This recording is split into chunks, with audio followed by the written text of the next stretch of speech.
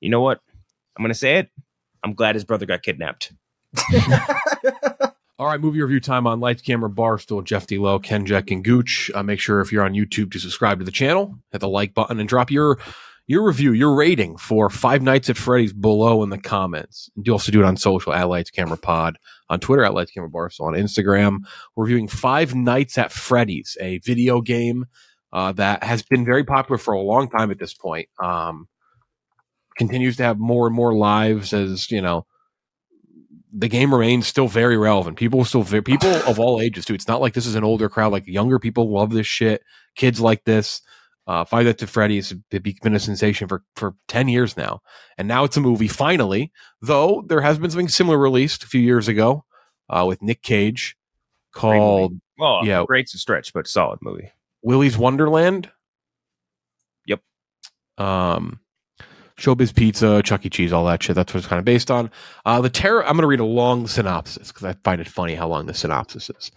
The terrifying horror phenomenon becomes a blood-chilling cinematic event as Blumhouse, the producers of Megan, The Black Phone, The Invisible Man, it's odd they picked those three, brings Five Nights at Freddy's to the big screen. The film follows Mike, by Josh Hutcherson, a troubled young man caring for his 10-year-old sister Abby and haunted by the unsolved disappearance of his younger brother more than a decade before. Recently fired and desperate for work so that he can keep custody of Abby, Mike agrees to take a position as a night security guard at an abandoned theme restaurant, Freddy Fazbear's Pizzeria. Mike soon discovers that nothing at Freddy's is what it seems. With the aid of Vanessa, a local police officer, Mike's nights at Freddy's lead him into unexplainable encounters with the supernatural and drag him into the black heart of an unspeakable nightmare. Sounds cool. But in my opinion, it is not. I hated this movie. I think we all did, right? Pretty much down to the wire, yeah. Yeah. No, this was terrible. Dog shit movie. Terrible. It's really bad. Like this is a bad fucking movie. Incredibly safe. I get why. So like there was a decision clearly to make here. Do you make this rated R? Do you make it fucked? Do you take that risk? Can pay off. Rated R movies do well. They can make money. Like it's not impossible. Look at fucking Terrifier 2. They made a repulsive, disgusting movie, and for what it is, did well. They played it safe here. Plain and simple. They played to a younger audience, which paid off, made a fuckload of money. Yep. Maybe made a lot of money. Movies performing very well at the box office. Fans, for the most part, I think, seem to love it. Very low rating on Rotten Tomatoes, critics-wise, high audience-wise. I think it's painfully boring. It's a watered-down slasher. Does nothing new, nothing different, especially fumbling a very intriguing, creepy story. Like just in the cultural landscape, animatronics being creepy and killing people is like a tale as old as time. It's why Five Nights at Freddy's works. It's just there's so much that could have been done here, and it's a safe, boring, bland, watered down attempt at a slasher that I just truly disliked, like in every sense of the word. Mm-hmm. One of the worst of the year, I think. Like one of the worst movies I've seen this year, at least in terms of bigger releases. Is it like a fucking 2 out of 100? No, but I think it's pretty fucking bad. Like, I think it's a bad movie. So yeah, I'm giving Five Nights at Freddy's, which is supposed. If it was in last year's, we'll see where it ends up this year. This year's almost over, but I'm going to give it a 28 out of 100. A 28 out of 100. What a letdown. Not that I expected fucking Oscar gold here, but like I was like, oh, there could be some cool shit here. Nothing is cool about this movie. Yeah, I landed at about like a 15 out of 100. This is one where I can give the qualifier right off the bat that I never played the games.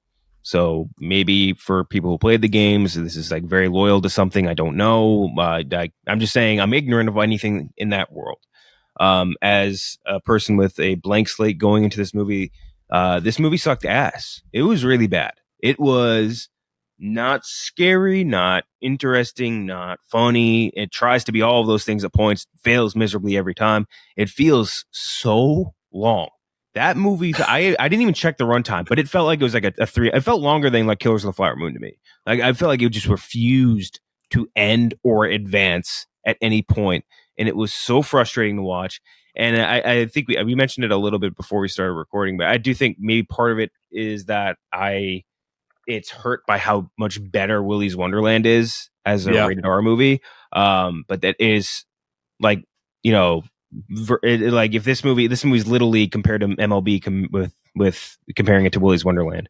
I think it's an ass movie. I get if you're like a teenager and you're a fan of the game, whatever, you go and you like it, it's because it's nice, easy, like you were saying, Jeff, safe. That's totally fine. I get it. If you are like me and you were an adult and you don't know anything about the games and you just want to watch a good slasher or a good horror movie, there are plenty of them out there. This is not one of them. All due respect to Josh Hutcherson, really like him. Think he's a good actor as well. I don't think he was a problem with this movie. I'll put that off the bat. I don't think he was the problem. There's many other more significant problems, but this was a dud. And I would highly recommend not wasting your time on this and going to watch something else instead. Again, we've reviewed a bunch of horror movies at this point. I think more than usual by this point in the year compared to last year, and a lot of them are very good. So go watch one of those. I saw someone who did a Halloween for their Halloween costume. They did Talk to Me with like they painted on their hand. The thing, it was sick. It's really cool. Go watch that on streaming. Don't watch this in theaters. Yeah, this is in theaters. I saw it in theaters, and I mean, the people in the theater fucking loved it. I'll tell you that much. If you're weird enough to have Peacock, don't watch it on Peacock.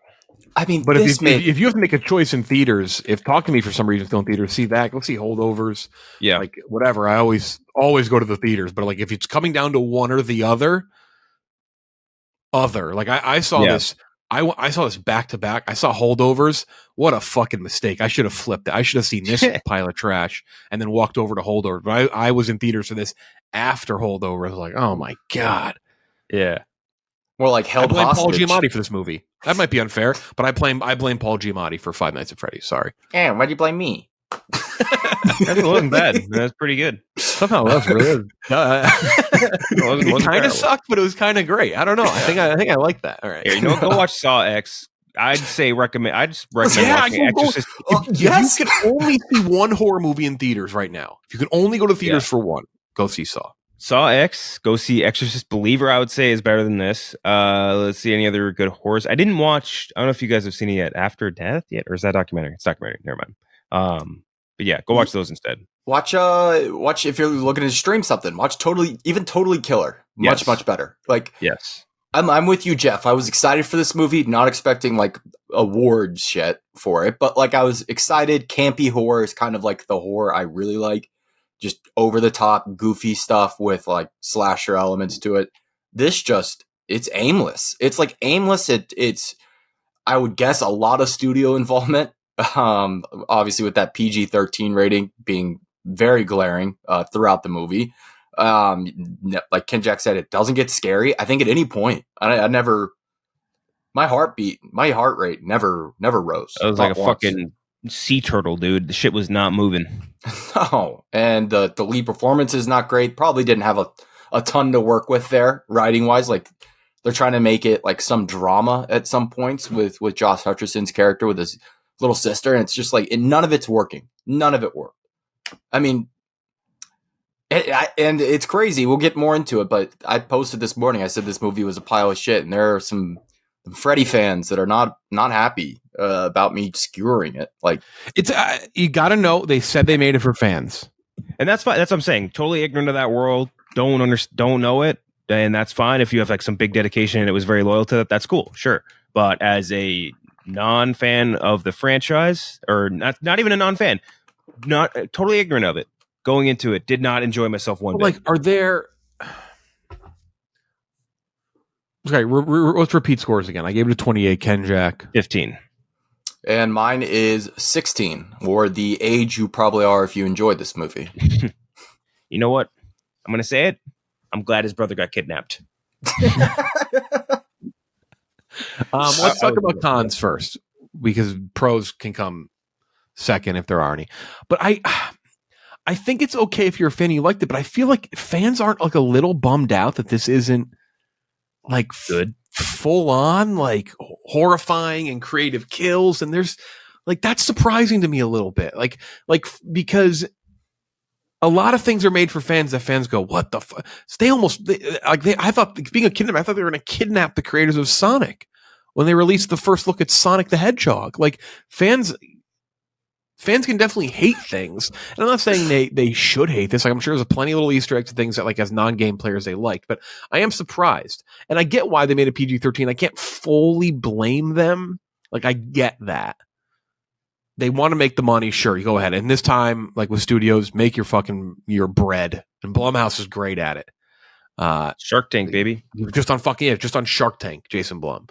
But it's like, damn, like you can still make money on rated R movies. It's like a thing that's happening more and more recently, where it's like, oh, another rated R thing broke. And I know some of that's like Deadpool and, you know, comic movies, but I feel like this, you could have made this work as a rated R movie and still made money. Or like, you don't even need it to be like, even if it's not rated R, if it's PG-13, that's just, you're stuck with that. You could find ways to like improve in other areas to make it a better movie. You know what I mean? It doesn't need to just be like, hey, you're coming here to watch some hyper gory mega killers. Like, you can do a creative kill that doesn't require an R rating. You know what I mean? Or just find ways to make the story more interesting or more engaging, or just not so predictable. And like, I think if you've watched like 3 horror movies of like any major horror movie in your entire life, you know the entirety of this movie before you even like start watching it. You know what I mean? It's so predictable, like from start to finish. You know exactly what's going to happen. It's just, I don't know, man. It's just, I don't get it. You don't need to defend it. Horror fans are kind of like a different breed with that sort of thing, but like, you don't need to defend this movie to the death. You know, it's. So I was kind of curious, and I just looked this up, but I was like, what is the game rating for Five Nights at Freddy? Like, is it a mature game? It's not. I thought it was. I thought this game was a lot scarier than it was, and I'm reading from Common Sense Media. It's a jump scare game. Actually, the lack of jump scares in this movie was quite surprising, because that is like, the game is pretty jump scary.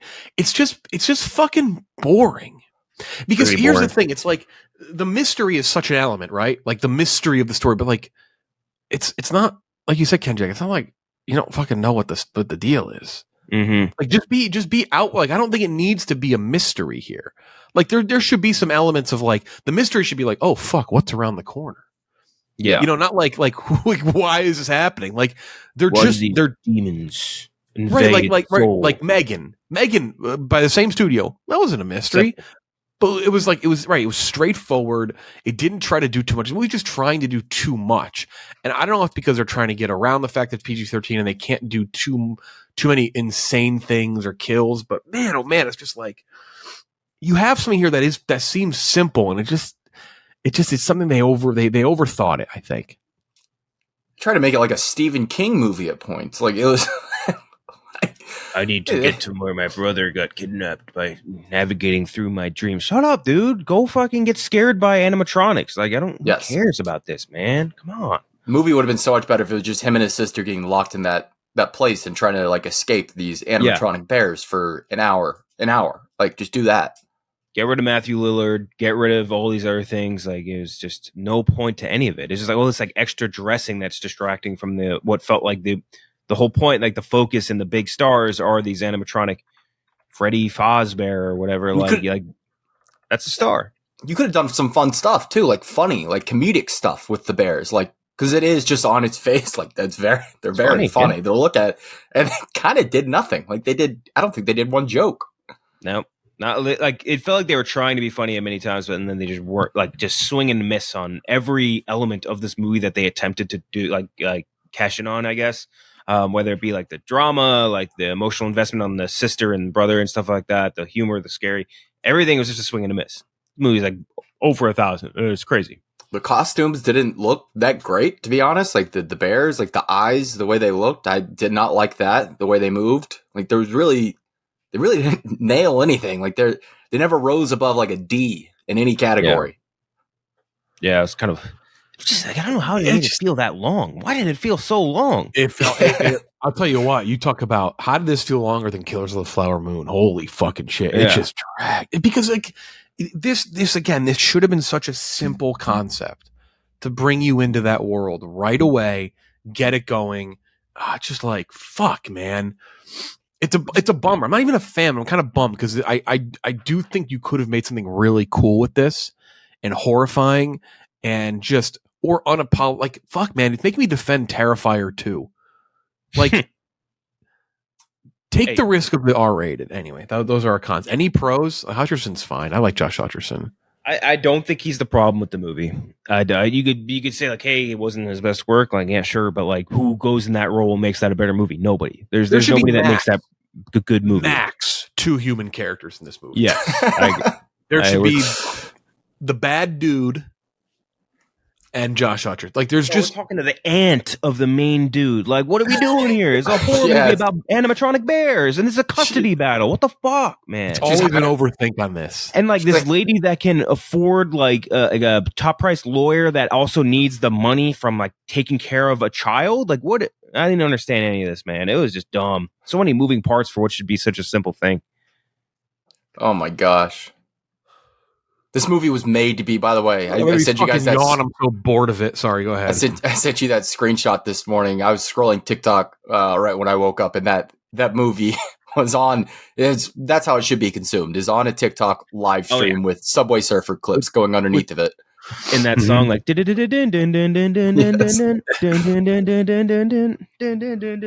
that's to be, yeah, that's it. Other pro, they put Elastica Connection. Great song in there at one point. I remember being like, "Oh, okay." Now that's kind of where my pros end. Yeah, pretty good, dude. How long was the actual movie? Like, I didn't actually look at the runtime. I think it was an hour 49. I think was fucking way. That was under 10 minutes under an hour. That felt like it was like at minimum 2.5 hours. That was crazy. What a fucking bore. I checked about 30 or 40 minutes in and remember being like, "What the fuck?" I thought it was already an hour and a half in. And like, you still had not seen the Bears do anything. It's still like, well, I gotta go talk to my aunt about this custody battle. Fuck you, man. Let me see a bear kill someone. That's all I want. They didn't even have fucking Markiplier in the movie. Fucking the legend, the YouTube goat. He had a scheduling conflict. They had some YouTube cameo. They had some people cameoed who were involved with the game and made it popular on streaming and stuff. He wasn't in it, obviously. They said Freddy, Fred Johnson. What was that guy? Was Fred? Do you remember Fred? The guy who just did the helium voice? Mm-hmm. There's a couple people in there. Who was the other guy? Fucking, I forget his name. Anyway, it's like, again, hope it's a good omen for fans. Fans seem to enjoy it. That's fine. It's just like, I think you could have done that, but also made it rated R. I don't know. That's the most shocking thing to me is how much fans have really enjoyed this. Like the fan rating, the audience score, yeah, fine. Like, I'm not going to crucify you for that, but like, yeah. You didn't want something better than right. this? And you said it, though. It's like the game is not brutal, but I just think there's a way to make this, take something that's a game and make it significantly more interesting. Mm-hmm. That's the bummer. Yeah. Like, I feel like almost a good example is like the Halo series. Like, for me, like, I love the Halo series more than anything. And like, I go and watch that show, and it is so easy to be like, some of this is cool, but this is, you need to be critical of stuff when it's not working. When I'm watching this and I'm like, if I wasn't a Halo fan, I'd fucking hate this. And I am a Halo fan and I don't like this. Like, I feel like we really wanted that shit to be good. We really. So bad, dude. Oh, they're still doing the second season of it. It got off to a nice start, too. Did I ever tell you, like, me and George Kittle, like, we just DM Halo stuff to each other? Like, every now and then I'll see a TikTok about a Halo thing and I'll just send it to him and we'll just talk about like how, like, the other day I saw one where it's like, yeah, did you know Master Chief and Cortana only knew each other for 49 days total? And I was like, you shitting me? And I sent it to him, we're like, what? And like, we just went back. He liked the Halo series, so we had a bit of a disagreement there, but yeah. The beginning was great. We loved the first episode. We were like, oh shit. And then it all kind of like, it just is tapered off. Like, there's good, like the fight scenes are sick, but everything else in that, you gotta be critical. You gotta want better for the things you love. Yeah, I don't know. I guess if you like it, go see it. People are seeing it. Whatever, go to the movies. But like, if you have a movie pecking order in theaters, you should be down the pecking. This is like go to the theaters and see a few other things first. But yeah, I don't know. In theaters and on streaming. Go see Priscilla, baby. Looks like Ken cooked one up, huh? We'll review Priscilla next week. And maybe the holdovers. I think we have to talk about holdovers. I think it's too good not to. Maybe we'll do both next week. Okay. That's it. Drop your review of Five Nights at Freddy's below. Even like the video if you like the movie. Like the video if you hated the movie. If you're on YouTube, subscribe to the channel. That's our review for the week. For Ken, Jack, and Gooch, I'm Jeff D. Lowe. We'll talk to you next time.